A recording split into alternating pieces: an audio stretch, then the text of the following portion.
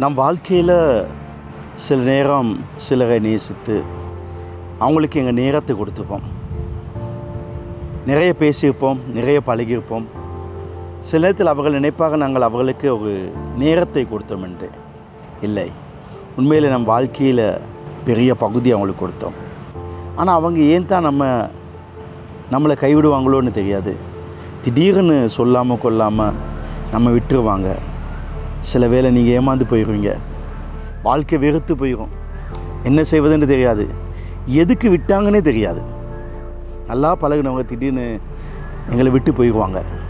அப்படிப்பட்ட ஒரு சூழ்நிலை இருக்கும். நீங்கள் ஒருவேளை அந்த அன்பை மறக்க முடியாமல் அவங்க நினைவுகளில் நீங்கள் வாழ்வீங்க. அந்த நினைவுகளை மறக்க நினைத்தால் அது பெரிய ஒரு ஆபத்து, அது மிகப்பெரிய வேதனை. ஏனென்றால் உங்களுக்குள்ள இருக்க நினைவுகளை நீங்கள் அழிக்க நினைக்கிறீர்கள், அதற்காக செயல்படுங்கள். அதனாலே மன அழுத்தங்கள் இன்னும் அதிகரிக்க ஆரம்பிக்கும். எனவே அந்த நினைவுகளை மறக்க முடியாது, அதை அழிக்கவும் முடியாது. எனவே இந்த நினைவுகளை விட மேலான நினைவு வர வேண்டும் என்று முன்பு நேசித்த ஒரு ஆளை போல இன்னும் ஒருவரை நேசித்தால் இவைகள் மறந்துவிடும் என்று நீங்கள் நினைக்கலாம். அவரை நேசிக்க ஆரம்பிக்கும் பொழுது இவர் அவரை போல் இல்லை தானே, அப்படி சொல்லி நீங்கள் ஒப்பிட்டு பார்ப்பீர்கள். இது இன்னும் உங்களை கொல்லும், இன்னும் வாழ்க்கையிலே வேதனை கொடுக்கும். எனவே உங்களை விட்டு பிரிந்து ஒருவர் திடீரென்று போனால் அவர் உங்களுக்கு ஒரு சந்தர்ப்பத்தை கொடுக்குறார். உங்கள் வாழ்க்கையில் சில இடங்களை, சில ஸ்பேஸ்களை கொடுக்காங்க. முன்பு காலையில் எழுப்பி குட் மார்னிங் சொல்லுவீங்க, மெசேஜ் பண்ணுவீங்க, அவங்களுக்கு கால் பண்ணுவீங்க, அவங்க கூப்பிட்டோன்னு போவீங்க, ஈவினிங் அவளை பிக்கப் பண்ணுவீங்க, அவங்களோட எங்கேயாவது போவீங்க.